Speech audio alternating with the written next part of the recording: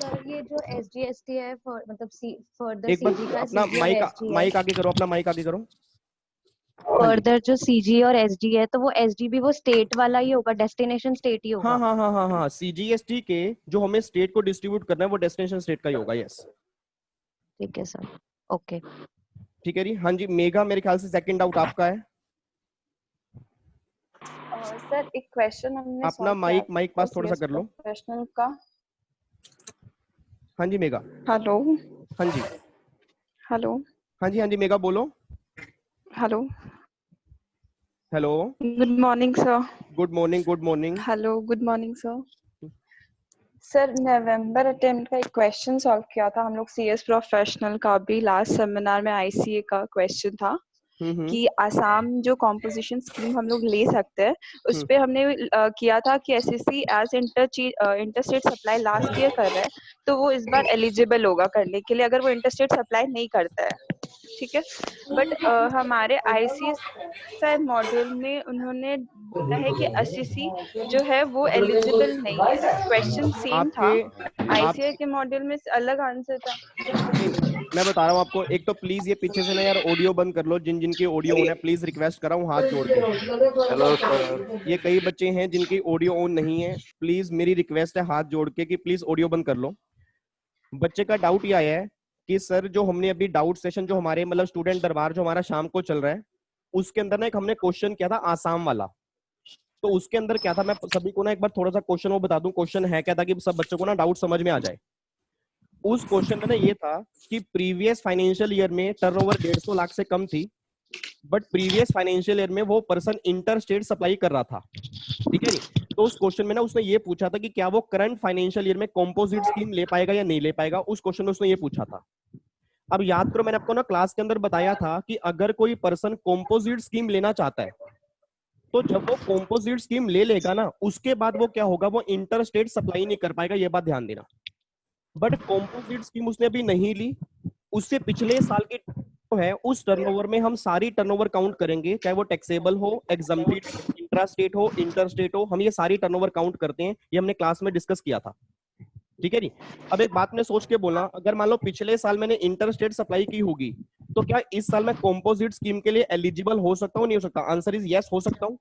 क्योंकि composite scheme के जब मैं एलिजिबल हो जाऊंगा, जब मैं स्कीम ले लूंगा, उसके बाद मैं इंटर स्टेट सप्लाई नहीं कर सकता। आई थिंक ये सब बच्चे जानते हैं, ठीक है जी। अच्छा अब बच्चे का ना डाउट ये आ रहा है, बच्चे का डाउट ये कि सर आपने जो हमें आंसर करवाया था ना उसके अंदर आपने कहा था कि भैया वो कॉम्पोजिट स्कीम ले लेगा और जब वो स्कीम ले लेगा तो उसके बाद वो इंटर स्टेट सप्लाई नहीं कर पाएगा जो एज पर लो है।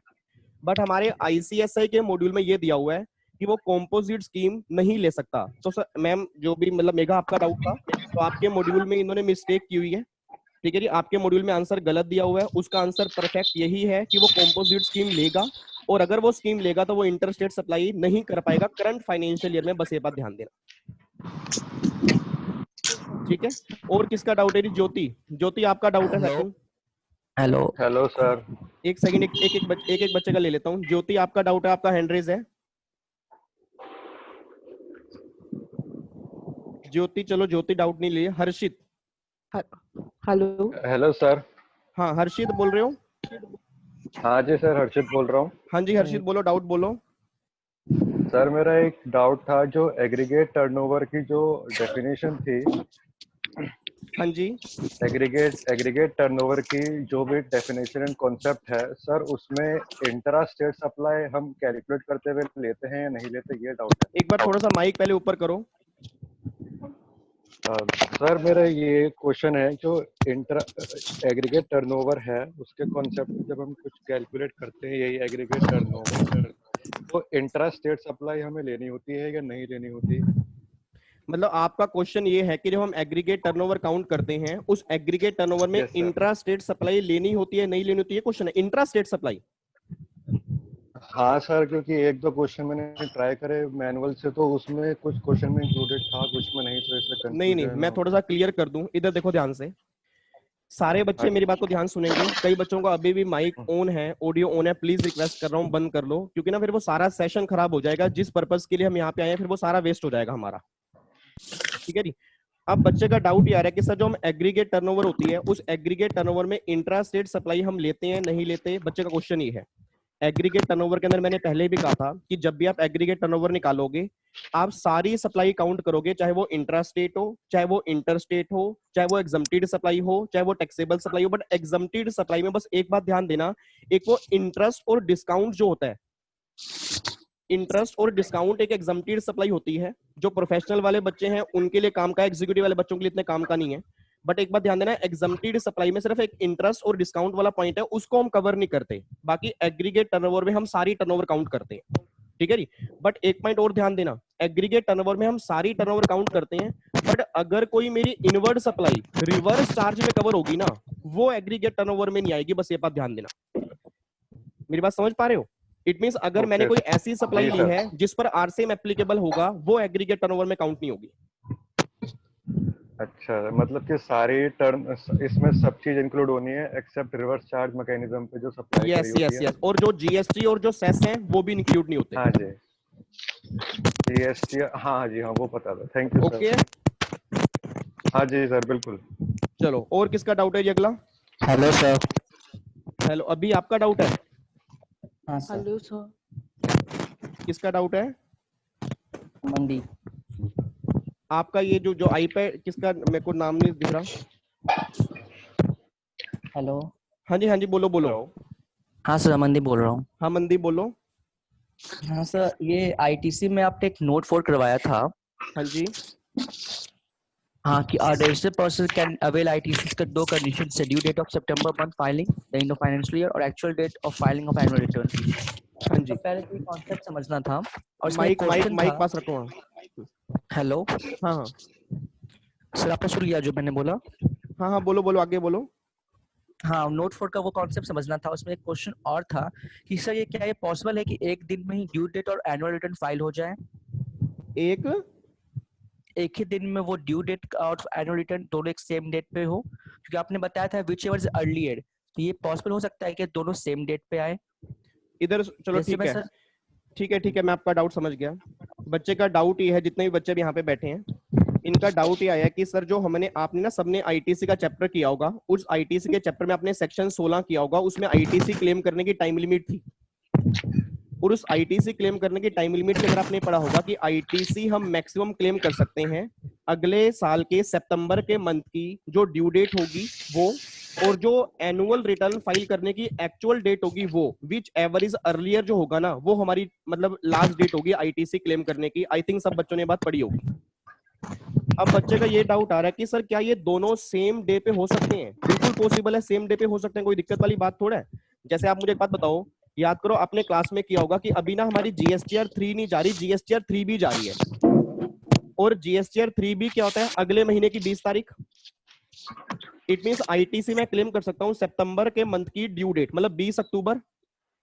और अगर मैंने एनुअल रिटर्न भी 20 अक्टूबर को ही फाइल कर दी है तो गवर्नमेंट ये बात कहती है भैया 20 अक्टूबर के बाद तो तुम आईटीसी वैसे ही क्लेम नहीं कर सकते, बस ये बात ध्यान देना, ठीक है जी। तो अगर आपने एनुअल रिटर्न 20 अक्टूबर से पहले फाइल कर दी, फिर आईटीसी क्लेम करने की जो डेट बनेगी वो वाली बन जाएगी। और अगर एनुअल रिटर्न आपने 20 अक्टूबर के बाद फाइल की है ना, तो लास्ट डेट जो बनेगी वो 20 अक्टूबर बनेगी, बस ये बात ध्यान देना। तो मतलब सेम डेट हो सकता है? सेम डेट में कोई दिक्कत नहीं है? सेम डेट मतलब हो सकता है, कोई दिक्कत नहीं है? हाँ, सेम डेट बिल्कुल हो सकता है, बिल्कुल, yes. Thank you so much. चलो और बताओ जी, किसका डाउट है? Good morning sir. Good morning जी। सर हमने फ्राइडे के क्वेश्चन किया था कंपोजिशन स्कीम वाला, हाँ जी, जिसमें वो 20 लाख तक पहले रजिस्ट्रेशन नहीं लेते, फर्दर 30 लाख पे उसको कंपनसेशन कंसेशनल रेट लगता है और 30 नेक्स्ट 20 लाख पे उसको जीएसटी रेट लगता है। सर पर आपने कहा था कि कंपोजिशन स्कीम लेनी है तो स्टार्टिंग से लेनी है फाइनेंशियल ईयर की, और छोड़नी है तो बीच में कभी भी छोड़ सकते हैं। तो पर उस क्वेश्चन वो मिड मतलब बीच में ही ले लेता है रजिस्ट्रेशन। मैं समझ गया। इधर सुना ध्यान से, इधर सुनना। मैं एक बार डाउट बच्चे को सबको बोल दूं ताकि ना सब बच्चों को समझ में आ जाए, नहीं तो कई बच्चे सोचेंगे पता नहीं सर क्या आपने गनगाना कर रहे हैं। मेरी आवाज जा रही है? इधर देखो ध्यान से, बच्चे का ना डाउट ही आया है। बच्चा ये बात कह रहा है कि सर आपने ना क्लास में एक बात बोली थी कि जब भी हम कॉम्पोजिट स्कीम लेते हैं वो हम ऑलवेज स्टार्टिंग से लेते हैं और स्कीम छोड़ हम कभी भी सकते हैं, ठीक है, ये बात सबको ध्यान आ रही है, आपने क्लासेस के अंदर पढ़ी होगी, ठीक है। अच्छा इधर सुना ध्यान से, बच्चे का डाउट ये है कि फॉर एग्जांपल जैसे मान लो एक पर्सन है, मान लो मैं आपके सामने यहाँ पर हूँ, ठीक है जी, मैं सीए हूँ जी, ठीक है जी। अब मैं सीए हूँ और आप सब जानते हो जितने बच्चे मेरे सामने बैठे हैं, फैमिली के बच्चे, जो बच्चे सामने बैठे हैं, तो सर्विस वाले केस में भी हम कॉम्पोजिट स्कीम ले सकते हैं, ठीक है। और सर्विस वाले केस में कॉम्पोजिट स्कीम कब ले सकते हैं, अगर मेरी टर्नओवर पिछले साल की 50 लाख तक होगी ना, तो मैं कॉम्पोजिट स्कीम ले पाऊंगा, और करंट ईयर में 50 लाख तक मैं कॉम्पोजिट स्कीम ले सकता हूँ। ये सारी बात आप सबने पढ़ी हुई है। इधर सुना ध्यान से, बच्चे का डाउट ये है, बच्चा ये बात कहता है कि सर मान लो आज मैंने सर्विस देनी स्टार्ट की, सोच समझ के बोलना जी। अब अगर सर्विस मैंने आज देनी स्टार्ट की है, तो मेरा क्वेश्चन पूरी क्लास से ये है, आप सब जानते हो 20 लाख तक तो मुझे रजिस्ट्रेशन करवाने की रिक्वायरमेंट ही नहीं है, ठीक है ना। 20 लाख तक तो मुझे रजिस्ट्रेशन करवाने की रिक्वायरमेंट ही नहीं है। जो 40 लाख रुपए की लिमिट जिस बच्चे के माइंड में आ रही है, उम्मीद करता हूँ सबको पता होगा 40 लाख की लिमिट सिर्फ गुड्स वाले केस में, सर्विस वाले केस में नहीं है। मैं सर्विस वाला हूं तो भैया 20 लाख तक क्या है, 20 लाख तक मुझे रजिस्ट्रेशन करवाने की रिक्वायरमेंट नहीं है। अब एक बात मैंने सोच के बोला, अगर आज मैंने सर्विस देना स्टार्ट किया तो क्या मैं 1 अप्रैल से ही कॉम्पोजिट स्कीम ले लूंगा, क्योंकि आप सब जानते हो कॉम्पोजिट स्कीम लेने के लिए रजिस्ट्रेशन करवाना जरूरी होता है। और अगर मैं रजिस्ट्रेशन करवा लूंगा तो मुझे स्टार्टिंग से कंसेशनल टैक्स देना पड़ेगा। अब जब मुझे पता है कि मेरे पहले 20 लाख रुपए एग्जम्प्ट हैं, तो आपने आप बोल देना कि जहां 20 लाख की टर्नओवर मेरी क्रॉस होगी उसी टाइम तो मैं कॉम्पोजिट स्कीम के लिए जाऊंगा। Yes sir. मेरी बात समझ पा रहे हो ना, मतलब मैं कहना क्या चाह रहा हूं। अभी आपका डाउट ये था कि आपने क्लास में कहा था कि कॉम्पोजिट स्कीम लेनी है तो जब भी लेनी है वो स्टार्टिंग से लेनी है, वो बात बिल्कुल सही है, बट वो बात एप्लीकेबल कब होगी, अगर पिछले साल आपकी कुछ टर्नओवर थी। बट अगर पिछले साल मेरी टर्नओवर ही नहीं थी ना, मैंने बिजनेस ही आज स्टार्ट किया है, तो ऑलवेज 20 लाख तक तो मैं वैसे ही एग्जम्पशन के अंदर हूँ। 20 लाख जब मेरे क्रॉस होंगे ना, तो जब मैं रजिस्ट्रेशन करवाने के लिए जाऊंगा तब मैं कॉम्पोजिट स्कीम ले लूंगा। सही है, चलो। और किसी का डाउट जी? हाँ, गुड मॉर्निंग सर। हाँ जी, और किसी का डाउट? एक तो ये ऑडियो, कई बच्चे ओ माय गॉड, मतलब कई बच्चे वीडियो ऐसे बंद करके बैठे हैं, नजर ना लग जाए इनको। नजर नहीं लगती, टेंशन मत लो आप, मैं नजर उतार दूंगा, नमक भी साथ में लेके आया हूं मैं। हाँ जी चलो, और बताओ। हाँ जी, आपका डाउट है सबसे पहले। हाँ जी बच्चा, हाँ जी बोलो। गुड मॉर्निंग अपना ऑडियो ऑन कर लो। सर आप दिख नहीं रहे हैं। मैं दिख नहीं रहा सर मैं दिख तो रहा हूँ। नहीं दिख रहे सर। मैं नहीं दिख रहा, हे भगवान ये क्या हो गया मुझे। मैं दिख रहा हूँ, डाउट पूछो नालायक। अदृश्य हो गए आप। डाउट। Morning sir. हाँ जी, good morning. Good morning. Good morning sir. Good morning sir, थोड़ा छोटा सा ही डाउट था सर। हाँ बोलो, कोई बात नहीं। उर्वी। सर आपने, यस सर। उर्वी, वाह सर, आपने नाम ले लिया मेरा। हाँ जी सर आपने वो रजिस्ट्रेशन के चैप्टर में, सर रजिस्ट्रेशन के चैप्टर में, हाँ जी सर जो सेक्शन 24 है, हाँ जी सर उसमें अपना क्या कहते हैं सर, सॉरी सेक्शन 23 है जो, हाँ जी, उसमें स्टेट सप्लाई हैंडीक्राफ्ट गुड्स वाला, तो हाँ जी सर उसमें हैंडीक्राफ्ट गुड्स में इंटर स्टेट सप्लाई में लिमिट ले जाता है। हाँ जी हेलो, हाँ जी हाँ जी हाँ जी बोलो। तो सर उसमें अगर इंट्रा स्टेट सप्लाई होगी तो उसके लिए भी लिमिट होगी? इंट्रा स्टेट सप्लाई में तो वैसे ही 20 लाख की लिमिट है। सेक्शन 24 में जो कवर होते हैं वो तो इंटर स्टेट होती है ना, इंट्रा स्टेट तो वैसे ही 22 में लिमिट लेके जाते ही जाते हैं, ठीक है ना। इंट्रा स्टेट में तो वैसे ही, इंट्रा स्टेट के लिए भी, यस इंट्रा स्टेट के लिए भी लिमिट एप्लीकेबल होगी। सर ऐसे दो लिमिट, मतलब इंट्रा स्टेट के लिए भी और फिर इंटर स्टेट के लिए भी? नहीं नहीं नहीं नहीं, इंट्रा स्टेट की कोई अलग लिमिट नहीं है, एग्रीगेट टर्नओवर आपको देखनी है ना। इट मींस अगर मैं इंटर स्टेट सप्लाई कर रहा हूँ, ध्यान सुना मेरी बात को जी, अगर मैं इंटर स्टेट सप्लाई कर रहा हूँ और हैंडीक्राफ्ट गुड्स की कर रहा हूँ, जी ठीक है, तो लिमिट मेरे को गवर्नमेंट ने बोला भाई 10 लाख और 20 लाख की लिमिट। और अगर मैं साथ में स्टेट की भी सप्लाई कर रहा हूँ ना, तो लिमिट तो एक ही एप्लीकेबल है, वो 20 लाख की, मतलब 20 लाख की टोटल लिमिट है। अच्छा, ओके सर। और बताओ जी, किसका डाउट है? हाँ गुड जी मॉर्निंग हर्षित सर। बताओ।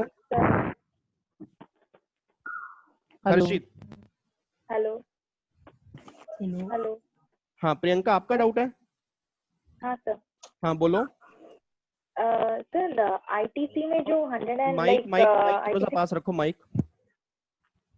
हेलो, हाँ जी बोलो। अभी सुनाई दे रहा है सर? हाँ जी। हाँ सर, आईटीसी में जो कंडीशन होता है कि 180 डेज में जो पेमेंट करना होता है ना सर, हाँ जी। तो उसके लिए वो 15(2)(b) वाला कंडीशन भी सेटिस्फाई करना पड़ेगा सर। उसका उसमें थोड़ा डाउट था, आप कुछ एक्सप्लेन कर सकते हो क्या सर? 15(2)(b) कौन सी कह रहे हो आप? सर 180 डेज पेमेंट का जो क्राइटेरिया होता है आईटीसी का, जो एक नया अमेंडमेंट आया था ना सर, वैल्यूएशन में अगर थर्ड पार्टी पेमेंट हो जाता है तो आईटीसी भी मिल जाता है, वो वाला। जी आईटीसी के अंदर कह रहे हो या आप किसके अंदर कह रहे हो? आईटीसी के अंदर 180 डेज हाँ में आपको सर। पेमेंट करनी होती है।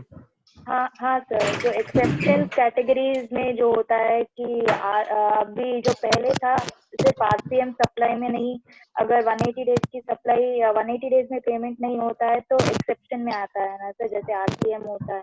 इधर देखो जी, चलो मैं आपका डाउट समझ गया, मैं एक बार क्लियर करता हूँ।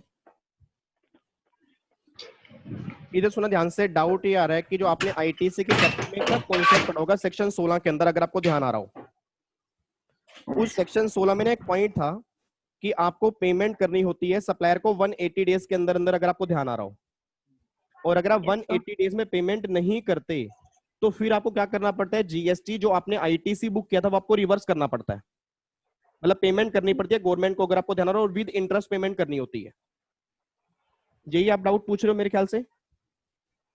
हाँ सर, और उसमें जो एक्सेप्शन था कि आरसीएम में अगर 180 डेज में पेमेंट नहीं होता है तो आएगा ही नहीं ना। आरसीएम में तो देखो ना, आरसीएम में तो रिसीवर जीएसटी पे करता है, तो अगर रिसीवर ही जीएसटी पे करेगा तो उस केस में तो कॉन्सेप्ट वैसे एप्लीकेबल नहीं होगा। ओके सर, तो उसमें एक नया आपने एक अमेंडमेंट में बताया था कि जब थर्ड पार्टी पेमेंट में जो वैल्यूएशन में थर्ड पार्टी पेमेंट में होता है ना, तो 15(2)(b) में नहीं, वो इससे इंटरलिंक अमेंडमेंट नहीं है, वो तो दूसरी 15(2) में जो अमेंडमेंट है वो तो एक अलग अमेंडमेंट है, जिसके अंदर मैंने आपको जो इस बार की अमेंडमेंट है ये वो वाली। हाँ सर। वो इससे इंटरलिंक नहीं आएगी। अच्छा। हाँ जी, और किसका डाउट है जी? Hello sir. हाँ हर्षित बोलो। हर्षित यस। हेलो सर, आवाज आ रही है? हाँ आवाज आ रही है, थोड़ा सा जोर से बोलना हर्षित। एक बार वहां से ऑन करो, अपनी ऑडियो बंद है आपकी। अब आ रही है आवाज? हाँ जी आ रही है।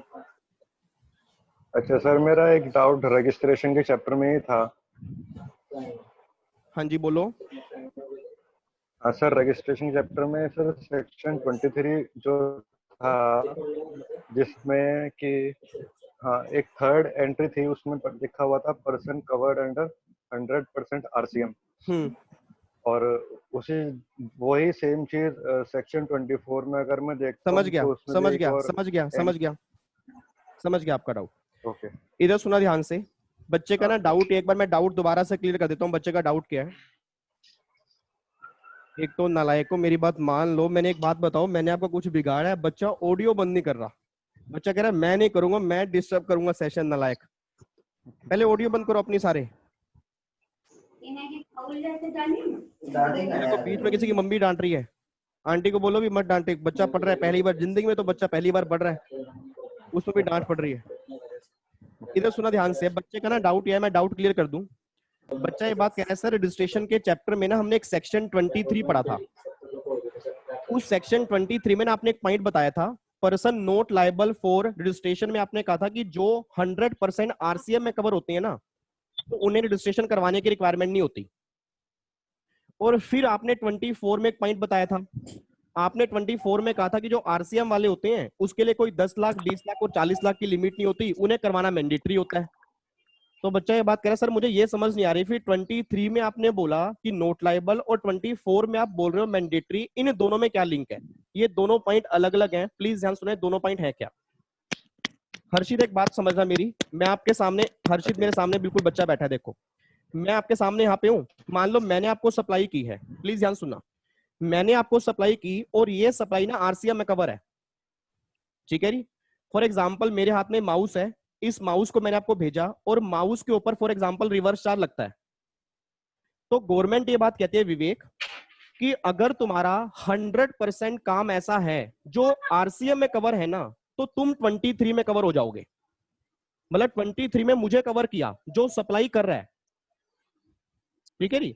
और हर्षित अब ये माउस आपके पास आएगा, ठीक है, आपको जीएसटी पे करना पड़ेगा क्योंकि ये फॉरवर्ड चार्ज में नहीं है, रिवर्स चार्ज में है। हाँ जी। और अगर ये रिवर्स चार्ज में है तो हर्षित आपके ऊपर जो होगा वो सेक्शन 24 लग जाएगा। इट मींस आपको जीएसटी में रजिस्ट्रेशन करवाना मैंडेटरी है, चाहे आपकी टर्नओवर 10 लाख 20 लाख या 40 लाख के अंदर ही क्यों ना हो। तो मेरी बात समझ पा रहे हो? तो 24 है रिसीवर के लिए और 23 है सप्लायर के लिए। डाउट क्लियर हो गया हर्षित? यस सर, समझ में आया। हाँ जी सर, पूरा क्लियर हो गया। चलो और किसी का डाउट? जी एक बच्चा और हैंड रेस कर रहा है। हाँ जी, आईपैड नाम लिखा हुआ है, हेलो बताओ। सर। रस्सिका मैं आपके ऊपर सर 2 मिनट बाद आ रहा हूँ, 2 मिनट बाद। Hello sir. ठीक है, हाँ जी, हाँ बोलो। हेलो, हाँ जी, good morning sir. Good morning जी। सर ये सेक्शन नंबर 17 सबसेक्शन 5 का ब्लॉक आईटीसी है ना? हाँ जी, उसके अंदर आपने बोला कि हेल्थ सर्विस वाले लोग को आईटीसी नहीं मिलेगा। अगर मैं सर बोलता हूँ कि गवर्नमेंट बोलती है कि अपने एम्प्लॉयज का मेडिक्लेम कराना है, किसी इंश्योरेंस कंपनी को बोलती है, तो फिर क्या आईटीसी मिलेगा क्या? हाँ फिर मिल जाएगा। मिल जाएगा ना? हाँ जी। और सर एक और डाउट था मेरा, आईटीसी का यूटिलाइजेशन वाला, जो आई के सामने पहले आई खत्म करना है और सी फिर एस। अगर आपने बोला कि सी और एस नहीं नालायक, आपने गलत बोला है। आई के सामने पहले आई खत्म करना है और फिर आई से सी और एस दोनों में से कोई भी खत्म कर सकते हो। कोई भी कर सकते हैं ना सर? हाँ, अब बोलो। ओके सर, यही डाउट था। Thank you. यही डाउट था? Oh my God. हाँ जी, रसिका। हाँ आप बोलो रसिका। सर रजिस्ट्रेशन का भी डाउट था। हाँ जी, कि जैसे कोई भी कंपनी है या कोई भी फर्म है, वो पैन इंडिया लेवल पे सप्लाई करती है, इसके अलग अलग ब्रांचेस है। थोड़ा सा माइक पास रखो, माइक। हाँ जी, अलग अलग स्टेट्स में ब्रांचेस है उसकी। हाँ जी।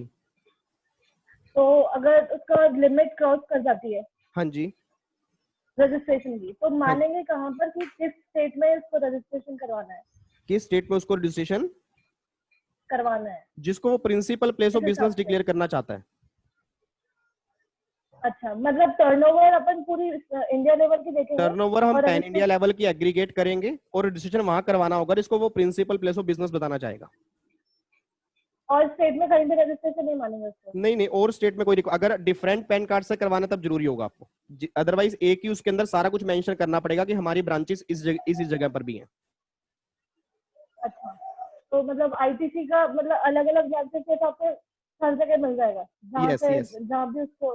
हाँ वो मिल जाएगा, उसमें कोई दिक्कत नहीं। हेलो हाँ जी, और किसका डाउट है? Hello, good morning. एक सेकंड रुको। ये दीक्षा, इधर भी तो बच्चे बैठे हैं, इनकी तो बेचारों की बारी नहीं आ रही। बच्चा कह रहा है हम गुस्से हो जाएंगे, हम भाग जाएंगे, फिर ध्यान रखना। हेलो। हाँ दीक्षा। हाँ जी बोलो। Sir good morning. Good morning. थोड़ा माइक पास रखो अपना। सर आपने जो रूल 32 बताया था ना? हाँ जी सर, आपने उसमें कहा था कि एक्सपोर्ट के केस में बाइंग रेट लगेगा, किसमें? और इंपोर्ट के केस में सेलिंग रेट। सर इसके पीछे लॉजिक क्या है? एक्सपोर्ट के केस में बाइंग रेट लगेगा, हाँ, और इंपोर्ट के केस में सेलिंग रेट लगता है। ठीक है। सर इसके पीछे लॉजिक क्या है? इसके पीछे लॉजिक क्या है आप खुद बताओ ना। जब भी आप बैंक के पास जाते हो, एक्सपोर्ट का मतलब क्या होता है? पहले तो मैं ये बताओ, इधर सुना ध्यान से।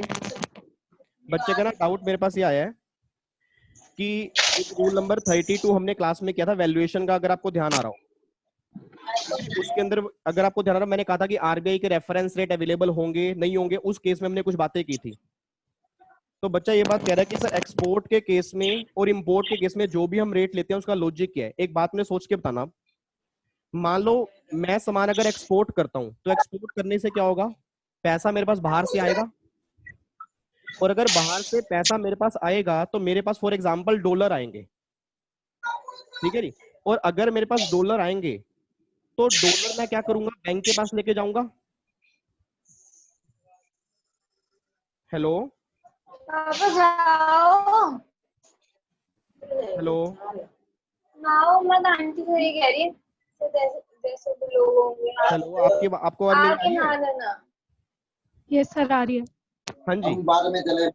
ये तो पीछे एक तो ये ऑडियो बंद करो किसी की है। तो मैं ये बात कहना चाह रहा हूँ, प्लीज ध्यान सुनना, एक तो ये ऑडियो बंद कर लो। मैं ये बात कहना चाह रहा हूँ कि अगर मैं एक्सपोर्ट करूंगा बाहर से पैसा मेरे पास आएगा, और अगर पैसा मेरे पास आएगा तो क्या होगा, डॉलर मेरे पास आएंगे। मैं डॉलर अगर बैंक के पास लेके जाऊंगा तो बैंक उस डॉलर को क्या करेगा, बाय करेगा ना, और बैंक उस डॉलर को लेगा और उस डॉलर लेने के बाद वो मुझे रुपीस देगा। तो सोच के बोलो बैंक अपना कौन सा रेट लगाएगा, बाइंग रेट ही तो लगाएगा। और सेम अगर मैंने एक्सपोर्ट किया तो मुझे पैसा देना पड़ेगा, और पड़ेगा तो मेरे पास रुपीस होंगे, मुझे डॉलर चाहिए होंगे। और अगर डॉलर मुझे बैंक डॉलर क्या करेगा, सेल करेगा, तो बैंक अपना सेलिंग रेट एप्लीकेबल करेगा फिर। ओके सर, ठीक है। अच्छा एक बार थोड़ा सा ना सुन लेना, आज का एक सेकंड मैं डाउट ले रहा हूँ। सेशन जो है ना वो हमारा 40 मिनट का ही होगा, ठीक है जी, क्योंकि ना इसमें 40 मिनट ही अलाउड होते हैं मेरे ख्याल से, पता नहीं। अब सेशन इसके बाद मैं 12:30 बजे दोबारा आऊंगा, तो जिन जिन बच्चों के डाउट सोल्व नहीं होंगे ना, टेंशन मत लेना, मैं 12:30 बजे दोबारा भी आऊंगा और शाम को 5:30 बजे भी आऊंगा। और अगर उसके बाद भी आपके डाउट्स रह जाएंगे कोई दिक्कत नहीं है, मैं 1-2 सेशन और ले लूंगा, ठीक है जी। तो आपने टेंशन नहीं लेनी कि हमारे डाउट रह गए हैं, कहीं आप घबरा जाओ कि सर ने ये तो काम खराब कर दिया, हमारे डाउट नहीं लिए, ऐसा मत सोचना। जो भी आपके डाउट्स होंगे सिंगल मैं क्लियर करूंगा, चाहे मुझे 2-3 सेशन और लेने पड़ जाए, ठीक है। अब एक दो बच्चे के मैं डाउट ले लेता हूँ, और किसके डाउट एक बार हैंड रेज करके बताओ। Sir good morning sir. Good morning, हाँ जी बोलो। Sir utilization of UT GST sir समझना था किस टाइप से होगा। यूटिलाइजेशन ऑफ यूटी जीएसटी तो सेम एसजीएसटी की तरह होगा, जैसे एसजीएसटी हम यूज करते हैं फर्स्ट एसजीएसटी में, देन आईजीएसटी में, और ऐसे यूटी जीएसटी करेंगे फर्स्ट यूटी जीएसटी में और देन आईजीएसटी में। Okay sir. सर और एक और डाउट था कि अगर कोई अनरजिस्टर्ड पर्सन रजिस्टर्ड पर्सन से सप्लाई ले रहा है, अनरजिस्टर्ड पर्सन रजिस्टर्ड पर्सन से सप्लाई ले रहा है, उसको दे रहा है, ले रहा है सर। हाँ ठीक है। तो सर वो जीएसटी की कंप्लायंस, जैसे जो अनरजिस्टर्ड नहीं है वो तो, जो रजिस्टर्ड पर्सन है वो तो अपने सप्लाई में जीएसटी ऐड करेगा, तो जो अनरजिस्टर्ड पर्सन है वो जीएसटी की कंप्लायंस सर उसको किस टाइप से करने पड़ेंगे। नहीं उसको क्यों करने पड़ेंगे, एक बात में सोच के बताना नालायक। आप हल्दीराम, डोमिनोज, मैकडी, पिज़्ज़ा हट कहीं पर भी खाने के लिए सामान जाते हो तो हम सब अनरजिस्टर्ड ही तो हैं।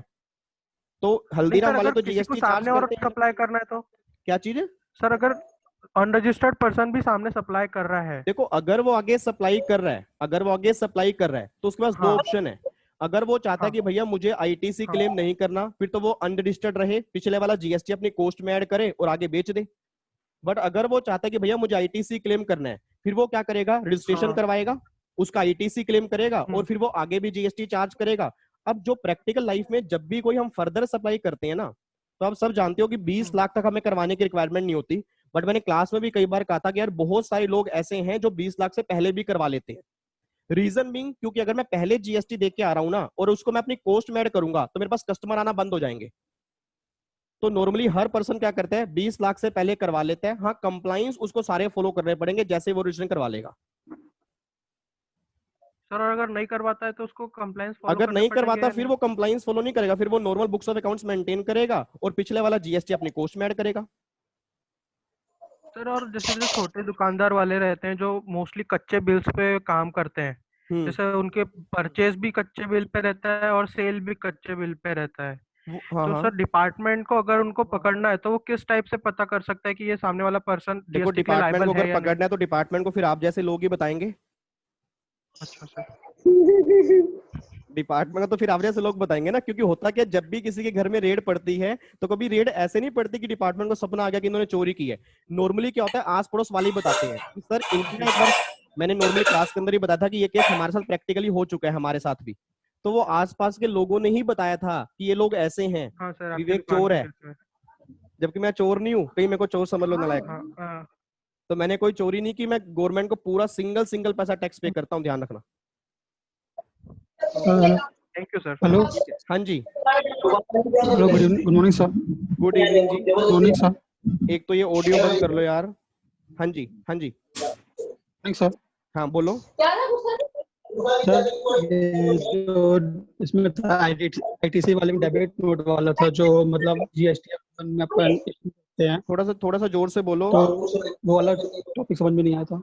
कौन सा समझ में नहीं आया सर? जो आईटीसी में डेबिट नोट वाला था ना, जो वो जीएसटी डेबिट नोट वाला सर टॉपिक, सो इनवॉइसेस वाला। हाँ जी, हेलो, हाँ डेबिट नोट वाला सर वो वही 20%। ये सर। अच्छा, इधर ठीक है, मैं समझ गया। इधर सुना ध्यान से। अब मेरे ख्याल से ना आज के सेशन का, प्लीज यार शांत हो जाओ। ये कौन है नालायक बच्चा? हेलो, ये कौन कर रहा है? और ये बीच में एक बच्चा कैरी मिनाटी आके कौन बैठ गया? कैरी मिनाटी भी हमारा वो देख रहा है आज। हद हो गई मतलब। ओ माय गॉड, इतने सारे फैन। चलो इधर देखो ध्यान से। बच्चे का ना डाउट मेरे पास ये आ रहा है। बच्चा ये बात कह रहा है, सर वो जो आईटीसी के चैप्टर में एक अमेंडमेंट आई है ना, वो 20% वाली, तो उस 20% वाली जो अमेंडमेंट है उसमें डाउट था। अब प्लीज पूरी फैमिली जो मेरे सामने बैठी है बहुत ध्यान सुन लेना। 100% क्वेश्चन बनेगा इस बार के एग्जाम में, ये बात ध्यान देना। 100% क्वेश्चन बनेगा, मैं सिंपल सी बात कह रहा हूं, तो बहुत ध्यान सुनना है। वो डाउट बच्चे का पूरी की पूरी फैमिली के लिए। इधर सुना ध्यान से। अब अभी तक ना याद करो, मैंने क्लास के अंदर कहा था कि सेक्शन 16 में आईटीसी क्लेम करने की ना 4 कंडीशन होती हैं। अब सेक्शन 16 में आईटीसी क्लेम करने की 4 कंडीशन कौन कौन सी होती हैं? पहली बात तो टैक्स इनवॉइस आपके हाथ में हो। दूसरी बात, आपकी फैक्ट्री में सामान आ चुका हो। तीसरी बात यहां पर मैंने कही थी कि सप्लायर ने गवर्नमेंट को जीएसटी पे कर दिया हो। और चौथी बात, आपने रिटर्न फाइल कर दिया हो। अगर ये चारों कंडीशन सेटिस्फाइड होंगी तो आप आईटीसी क्लेम कर सकते हो।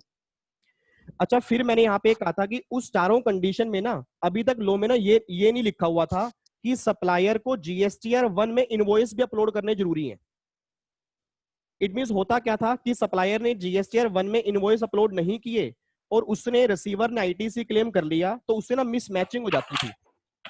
तो अब गवर्नमेंट ने क्या निकाल दिया, एक नया रूल नंबर 36 जो हमने क्लास में किया था, अगर आपको ध्यान आ रहा हो, उस रूल नंबर 36 के अंदर मैंने ये कहा था कि अब सप्लायर को ना इनवॉइस अपलोड करने जरूरी है।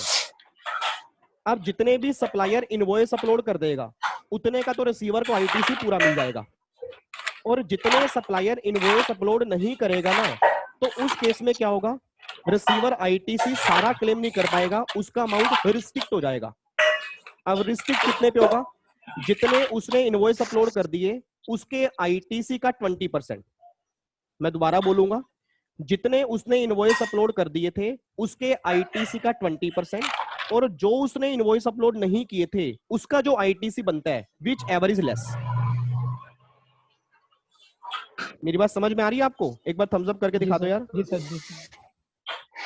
ठीक है जी। तो बस लॉ में ना यही लिखा हुआ है कि आप आईटीसी जो इनवॉइस अपलोड नहीं किए उसका भी क्लेम कर सकते हो, बट सारा नहीं। जितने इनवॉइस अपलोड कर दिए उसका 20%, और जो अपलोड नहीं किए उसका ITC which ever is less.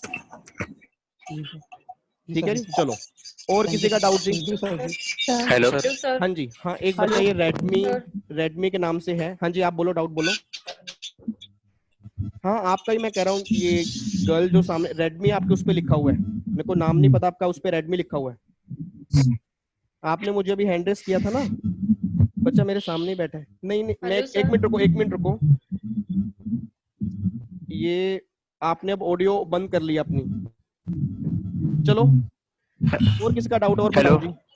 Hello sir. जी हेलो गैलेक्सी J7 प्राइम। हाँ जी, हाँ जी सर। बोलो। सर आपने सेक्शन 94 में अपना पहले माइक पास रखो, माइक पास रखो।